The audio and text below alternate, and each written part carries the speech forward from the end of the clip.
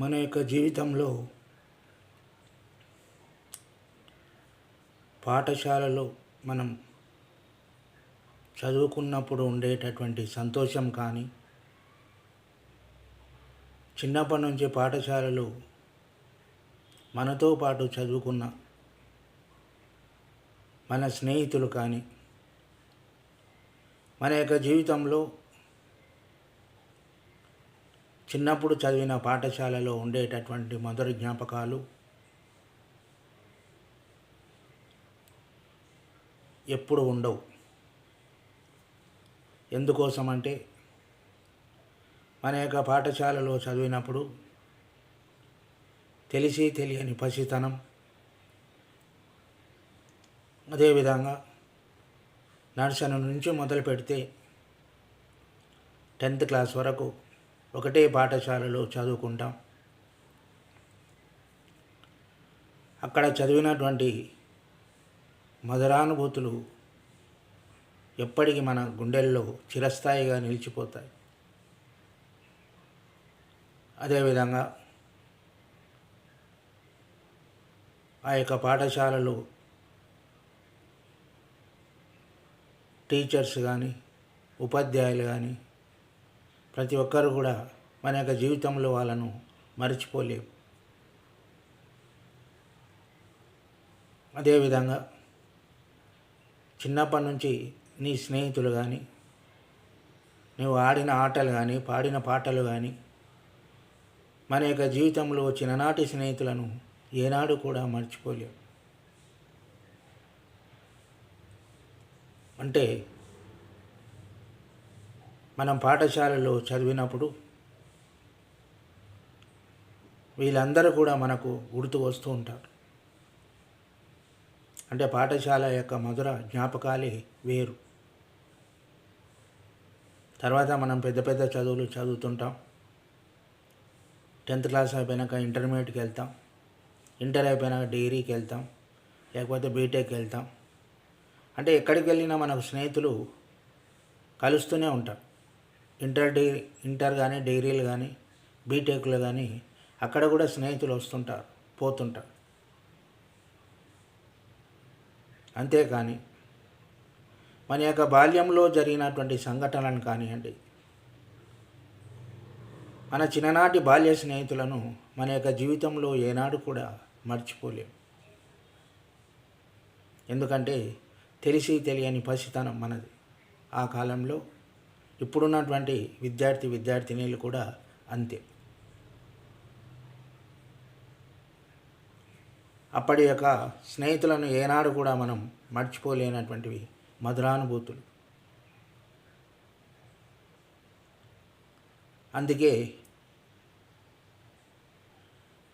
పూర్వకాలంలో, అదేవిధంగా ఇప్పటి కాలంలో అయినా సరే ఫొటోస్ అనేటటువంటివి ఉండాలి.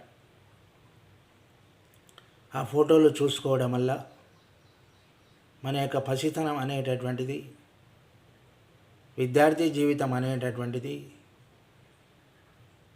మళ్ళీ మనకు ఆలోచనలోకి వస్తాయి. ఆ యొక్క మధురానుభూతులు గుర్తుకొస్తాయి. కానీ మన కాలేజీకి వెళ్ళిన తర్వాత ఆ కాలేజీలో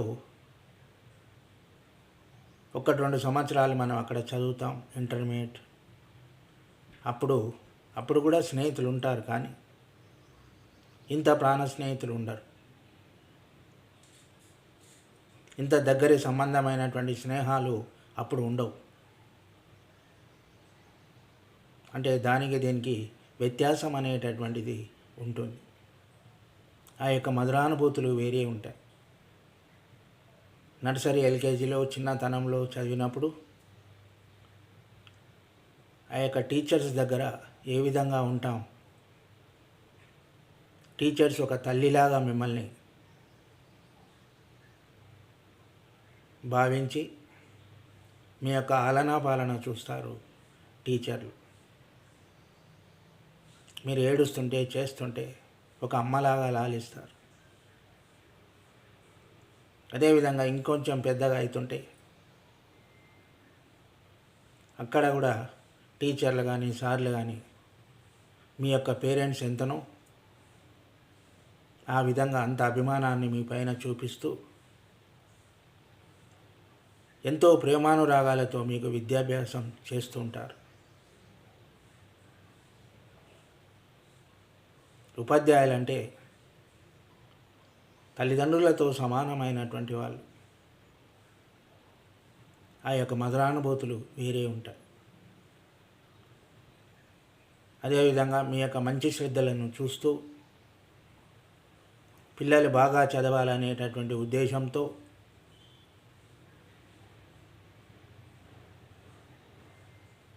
మిమ్మల్ని మంచిగా ప్రేరేపిస్తూ మంచి భవిష్యత్తుకు పునాదులు వేసేటటువంటిదే పాఠశాల. అటువంటి పాఠశాలను జీవితంలో ఏనాడు కూడా మర్చిపోరాదు. అదేవిధంగా మిమ్మల్ని మంచిగా ఆటలు ఆడిస్తూ గ్రౌండ్కు తీసుకెళ్ళి ఆటలు ఆడించేటటువంటి వాళ్ళు ఉపాధ్యాయుడు. కబడ్డీ కానీ, క్రికెట్ కానీ, ఖో కానీ, అంటే ఇలాంటివి జరిగేటటువంటి ఒక్క పాఠశాలలోనే. అప్పుడు మీరు అనుకుంటుంటారు, అరే మా సార్ ఇలా ఆడిస్తుండేవాడు ఆటలు, మా సార్ వాళ్ళు ఇంత మంచిగా చెప్పేటటువంటి వాళ్ళు చదువు, మా టీచర్లు ఇంత మంచిగా మమ్మల్ని మంచిగా చదువుకోవడానికి ప్రేరేపించారు అనేటటువంటిది మీ యొక్క హృదయంలో ఉండి ఆ యొక్క మధురానుభూతులు చిన్నప్పటివి ఎప్పటికీ మన యొక్క మనసులో ఉండిపోతాయి. అదేవిధంగా మరియు కాలేజీకి వెళ్ళిన తర్వాత ఆ యొక్క కాలేజీలో మనకు రకరకాల స్నేహితులు తయారు కావడం జరుగుతుంది. అక్కడ మంచి వాళ్ళు ఉంటారు, చెడ్డవాళ్ళు కూడా ఉంటారు. అంటే స్నేహితులు అంటే రకరకాల వాళ్ళు మనకు సమాజంలో కనిపిస్తుంటారు. అక్కడ కంట్రోల్ ఉండదు. అంటే ఒకరికొకరు ఎవరు పట్టించుకోరు. అందుకోసం మన యొక్క ఉద్దేశం మంచిదై మనం పాఠశాలలో నేర్చుకున్నటువంటి క్రమశిక్షణను అక్కడ పాటిస్తూ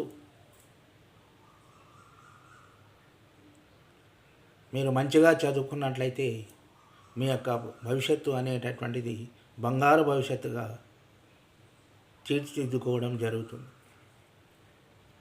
అది ఎక్కడో లేదు, మీ చేతుల్లోనే ఉంటుంది. ఎందుకోసం అంటే మరియు పాఠశాలలో అయితే ఉపాధ్యాయులు కానీ, టీచర్స్ కానీ మీ వెంట ఉంటూ మీరు ఏం చదువుతున్నారో చెక్ చేస్తూ, అదేవిధంగా మీకు అర్థం కాకపోతే చెబుతూ, మీరు ఏమైనా తప్పులు చేస్తే పనిష్మెంట్ ఇస్తూ మీకు మంచిని బోధిస్తూ ఉంటారు ఇక్కడ పాఠశాలలో ఉన్నంతసేపు. కానీ ఇక్కడి నుంచి మీరు వెళ్ళిన తర్వాత మీరు మంచిగా ఉండాలన్నా, మీ భవిష్యత్తులో మీరు అభివృద్ధిలోకి రావాలన్నా అది మీ చేతుల్లోనే ఉంటుంది. ఎందుకోసం అంటే ఇక్కడ నుంచి నేర్చుకొని పోయి ఉంటారు కాబట్టి ఇదే క్రమశిక్షణతో ఎక్కడికి వెళ్ళినా మంచిగా ఉండాలి. ఇదే క్రమశిక్షణతో మీరు మంచిగా చదువుకోవాలి. ఆ విధంగా ఉన్నప్పుడు మీ యొక్క భవిష్యత్తు అనేటటువంటిది బంగారు భవిష్యత్తుగా తీర్చిదిద్దుకోవడం జరుగుతుంది. మళ్ళీ అక్కడికి వెళ్ళిన తర్వాత రకరకాల స్నేహితులతో మీరు కలిసి ఉండాల్సి వస్తుంది. అప్పుడు కూడా మీ యొక్క మనసును అదుపులో ఉంచుకొని మీరు ఏ విధమైనటువంటి స్నేహితులతో స్నేహం చేయాలో మీకు తెలియాలి. ఎందుకొరకంటే మీరు పాఠశాలలో ఉన్నారు కాబట్టి, అదేవిధంగా పాఠశాలలో మీకు మంచి క్రమశిక్షణ నేర్పించారు కాబట్టి అదే క్రమశిక్షణను పాటించాలి అక్కడ. అంతేగాని అక్కడ మాకు ఎవరు చెప్పేటోళ్ళు లేరు, మా ఇష్టం వచ్చినట్లుగా ఉంటామంటే అది మీ భవిష్యత్తుకు దెబ్బతినే అవకాశం ఉంటుంది.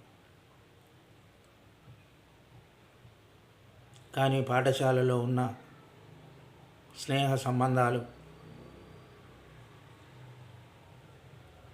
అంత ప్రేమాభిమానాలు అక్కడ చూయించుకునేది తక్కువ అని చెప్పుకోవాలి. ఎందుకోసం అంటే మొట్టమొదట స్నేహాన్ని రుచి చూపించేది పాఠశాల. అదేవిధంగా మీకు బంగారు భవిష్యత్తును తీర్చిదిద్దేది పాఠశాల.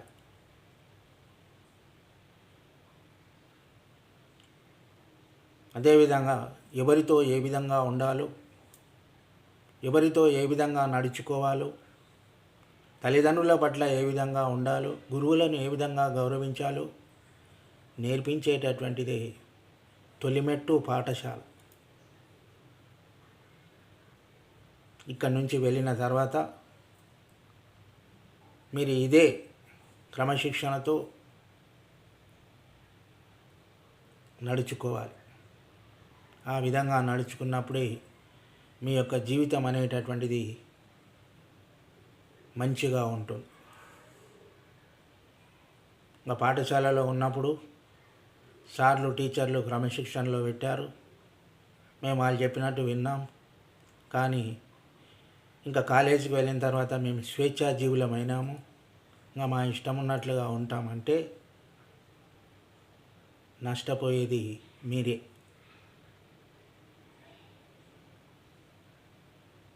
అందుకోసం మన బంగారు భవిష్యత్తును అది మన చేతిలోనే ఉంటుంది కాబట్టి మీరు మంచిగా తీర్చిదిద్దుకునేటటువంటి శక్తి మీ లోపలే ఉంటుంది. కాబట్టి ప్రతి ఒక్కరు కూడా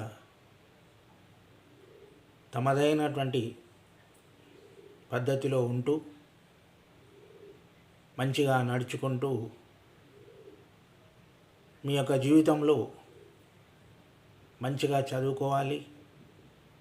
అదేవిధంగా మీ యొక్క జీవితంలో మంచి మంచి ఉద్యోగాలు తెచ్చుకునేటటువంటి ఆ యొక్క శక్తి మీ లోపలనే ఉన్నది. అందుకొరకు ఈ యొక్క స్నేహం అనేటటువంటిది మన యొక్క బాల్యంలోనే మొదలవుతుంది. దాదాపుగా 10-12 సంవత్సరాలు పాఠశాలలో ఉంటూ మీ కుటుంబంలో మీ తల్లిదండ్రులతో ఏ విధంగా ఉన్నారో అదేవిధంగా పాఠశాలలో కూడా ఉపాధ్యాయునిలతో అలా ఉంటూ మీ యొక్క స్నేహితులతో సరదాగా ఉంటూ ఎంతో ప్రాణంతో ఉండినటువంటి వాళ్ళు మీరు ఈ పాఠశాలలోనే. పాఠశాల జీవితమే ఎంతో సంతోషమైనటువంటిది. పాఠశాల జీవితమే బంగారుమయం. అటువంటి పాఠశాల జ్ఞాపకాలను మన యొక్క జీవితంలో ఏనాడు కూడా మర్చిపోరాదు.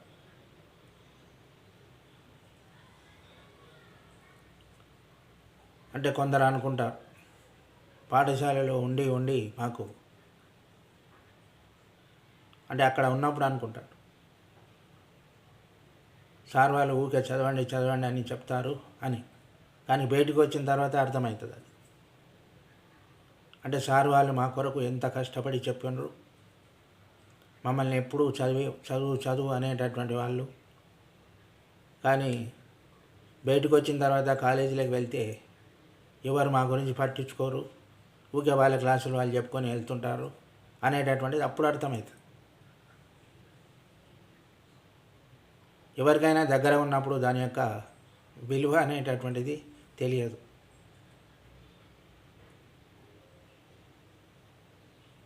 చిన్నప్పుడు ఎవరికైనా సరే మంచిగా చెప్తే వినరు, కానీ పెద్దగా అయ్యే కొద్దీ ఆ యొక్క విలువ అనేటటువంటిది మనకు తెలుస్తుంది. చిన్నప్పుడు ఏమనుకుంటారు, సార్ వాళ్ళు చదవండి చదవండి అని చెప్పినప్పుడు అబ్బాయి సార్ వాళ్ళు ఎప్పుడు చదవండి చదవండి అంటారు అని అనుకుంటారు. కానీ ఇంట్లో అమ్మా నాన్నలు కూడా చెప్తుంటారు, చదవండి పరీక్షలు దగ్గరకు వస్తున్నాయి, బాగా చదువుతూనే పాస్ అవుతారు అని చెప్తారు. అప్పుడు కూడా వాళ్ళకు అబ్బాయి ఇంటి దగ్గరికి పోతే అమ్మా నాన్నలు ఇలా చెప్తారు, పాఠశాలకు వెళ్తే సార్ వాళ్ళు చదవకపోతే కొడతారు అని అనుకుంటారు. కానీ అదేవిధంగా పెద్దగా అయిన తర్వాత అప్పుడు భవిష్యత్తు మన కళ్ళ ముందు కనిపిస్తుంటుంది కాబట్టి అప్పుడు అనుకుంటాం, అరే పాఠశాలలో సార్ వాళ్ళు చదవండి చదవండి అని చెప్పినప్పుడు మనం చదవకపోతేమి, పుట్టిగా ముచ్చట్లు పెడితేమి. అదేవిధంగా ఇంటికి వెళ్తే అమ్మా నాన్నలు చదవండి చదవండి అని వాళ్ళే చెప్తే మనం చదవకపోతేమి, ఇప్పుడు ఎట్లయిపోయింది అని అనుకుంటారు అప్పుడు. ఎందుకంటే దాని విలువ అప్పుడు తెలుస్తుంది, చిన్నగా ఉన్నప్పుడు తెలియదు. పెద్దగా అయిన తర్వాత మనకు తెలుస్తూ ఉంటాయి, అనుభవాలు అవుతాయి. అందుకొరకు మనకు ఆ విలువ తెలిసినప్పుడే మంచిగా చదువుకోవాలి. అంటే ఏ వయసులో చేసేటటువంటి పని ఆ వయసులో చేయాలి. చిన్నప్పుడు మంచిగా చదువుకుంటే ఉపాధ్యాయులు చెప్పినట్లుగా విని, తల్లిదండ్రులు చెప్పినట్లుగా విని మంచిగా చదువుకుంటే మీకు మంచి మార్కులు వచ్చినాయనుకోండి, అప్పుడు మీ అంత సంతోషపడేటటువంటి వాళ్ళే లేరు. అప్పుడు అనుకుంటారు, అబ్బా సార్ వాళ్ళు చెప్పినందుకు మాకు మంచి మార్కులు వచ్చినాయి, ఇప్పుడు ఆనందం సంతోషం కలుగుతుంది అనుకుంటారు. అప్పుడు మీ అమ్మా నాన్నలు కూడా ఎంతో సంతోషపడతారు, మా పిల్లలు మంచిగా చదివిండు కష్టపడ్డారు. అప్పుడు ఉపాధ్యాయులు కూడా ఇంకా చాలా సంతోషపడతారు. అంటే మేము చదువు చెప్పినటువంటి మా విద్యార్థినిలు మంచిగా పాస్ అయ్యారు, మంచి ర్యాంకులు వచ్చినాయి అని మాకుండే సంతోషం ఇంకా వేరే వాళ్ళ ఎవరికి కూడా ఉండదు. అంటే నేను కూడా ఉపాధ్యాయుని కాబట్టి. అందుకోసం విలువ తెలుసుకొని చదువుకోవాలి, చదువు యొక్క విలువను తెలుసుకోవాలి. అందుకోసం ఆ యొక్క విలువను తెలుసుకొని మంచిగా చదువుకున్నవాడి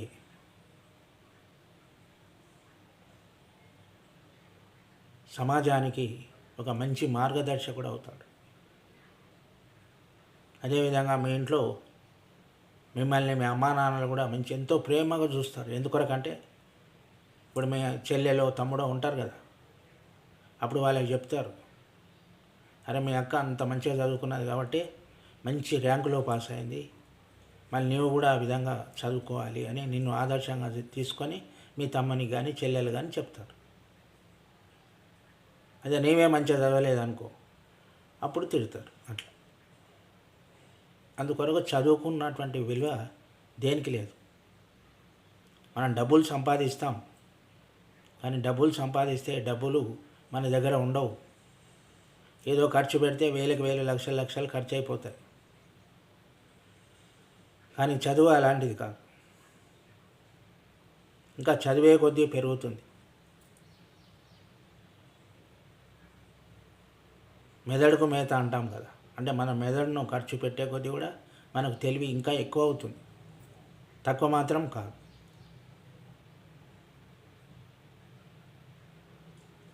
అందుకోసం మంచిగా చదువుకోవాలి. మీ యొక్క భవిష్యత్తు మీ చేతుల్లోనే ఉంది. అందుకోసం మన యొక్క పాఠశాలలో చిన్ననాటి జ్ఞాపకాలు ఒక్కసారిగా మెదులుతాయి. చిన్నప్పుడు ఏ విధంగా ఉన్నాం, ఏ విధంగా పాఠశాలకు వెళ్ళాం, స్నేహితులం ఏ విధంగా ఉంటిమి, ఎట్లా ఆడుకుంటుంటిమి, ఎట్లా పాడుకుంటుంటిమి, 26 జనవరి వస్తే ఎంత మంచిగా డ్యాన్సులు చేస్తుంటిమి, ఎంత సంతోషంగా ఉంటిమి, ఎంత మంచిగా చదువుకుంటుంటిమి మా పాఠశాలలో. ఒకరికొకరికి ప్రాణంగా ఉంటుంటిమి స్నేహితులం. అంటే ఇవల్ల కూడా జ్ఞాపకాలు వస్తాయి.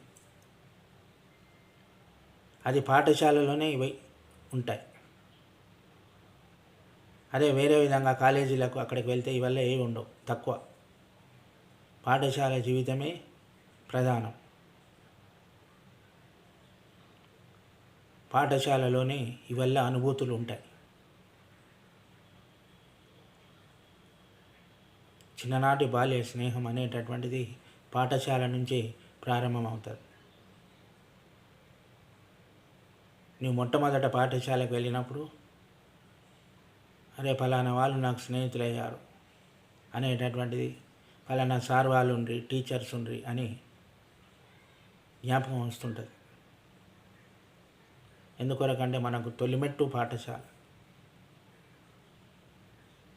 ఆ పాఠశాలలో మంచిగా చదువుకొని మంచిగా పాస్ అయిపోయిన తర్వాత కాలేజీ, ఇంటర్ కానీ, డిగ్రీ కానీ, బీటెక్ కానీ, అంటే ఇలాంటివి కోర్స్ తీసుకొని మీరు మంచిగా చదువుకుంటుంటారు. అంటే మాకు తెలిసిన స్టూడెంట్స్ ఇప్పటికి కూడా కలుస్తుంటారు. వాళ్ళు చెప్తుంటారు, సార్ మాకు పాఠశాలనే మంచిగా ఉండే, చిన్నప్పుడు చాలా మంచిగా ఉంటుంటిమి, పాఠశాలలో ఒకరికొకరు మంచి స్నేహితులం ఉంటుంటిమి, స్కూల్ అయిపోయినాక ఎవరికి వాళ్ళు అయిపోయినాం, పాఠశాలలో ఉండే అనుభూతులు ఇప్పుడు లేవు, చిన్నప్పుడు ఇలా ఉంటిమి, మీరు ఈ విధంగా చదువు చెప్పేటటువంటి వాళ్ళు అంటే ఇవల్ల పిల్లలకు గుర్తుంటాయి, ఇప్పటికి కూడా గుర్తున్నాయి. అంటే నాకు కలిసేటటువంటి ప్రతి స్టూడెంట్ కూడా ఇవి చెప్తుంటారు. అంటే అవి మధురానుభూతులు కాబట్టి చెప్తారు. మేము చదువుకునే రోజుల్లో కూడా ఇంటర్, డిగ్రీ కాలేజీల కన్నా చిన్నప్పుడు చదువుకున్న బాల్యమే ఎప్పటికి గుర్తుంటుంది. నా పాఠశాల ఇప్పటికి నా కళ్ళల్లో మెదులుతూ ఉంటుంది. నా చిన్ననాటి స్నేహితులు ఇప్పటికీ మర్చిపోలేనటువంటి వాళ్ళు. ఇప్పటికి మా ఊరు వెళ్తే అందరూ వస్తారు, కలుసుకుంటాం, ఎంతో సంతోషంగా గడుపుతాం. అందుకోసం చిన్ననాటి బాల్యాన్ని ఎప్పటికీ మర్చిపోవద్దు. మనం చదువుకున్నటువంటి పాఠశాలను ఎప్పటికీ మర్చిపోవద్దు. అదేవిధంగా ఉపాధ్యాయులను కానీ, ఉపాధ్యాయునిలను కానీ మీ యొక్క జీవితంలో ఏనాడు కూడా మర్చిపోరాదు. అంటే ప్రాణం లాంటిది స్నేహం. అటువంటి స్నేహాన్ని, అదేవిధంగా ఆ యొక్క పాఠశాలలో జరిగినటువంటి అనుభూతులను ఎప్పటికీ మర్చిపోరాదు. సరే, పెద్దగా అయిన తర్వాత మనం మంచి మంచి పెద్ద ఉద్యోగాలు చేసినా కూడా మనం ఎక్కడి నుంచి వచ్చాము అనేటటువంటిది ఆలోచన చేయాలి. ఎక్కడి నుంచి ఎక్కడికి వచ్చాం, మన తొలిమెట్టు ఏంటిది అనేది ఆలోచన చేసుకోవాలి. అందుకోసం మీ యొక్క అనుభూతులు అనేటటువంటివి మీ జీవితంలో మర్చిపోకుండా ఉపాధ్యాయులను కానీ, పాఠశాలను కానీ జీవితంలో మనం ఏనాడు మర్చిపోకుండా మీ స్నేహితులను కానీ అప్పుడప్పుడు కలుస్తూ ఉండాలి. ఇదే చిన్ననాటి పాఠశాల యొక్క జ్ఞాపకాలు, స్నేహితుల యొక్క స్నేహం అనేటటువంటిది ఏ విధంగా ఉంటుందో తెలియజేయడం జరిగింది.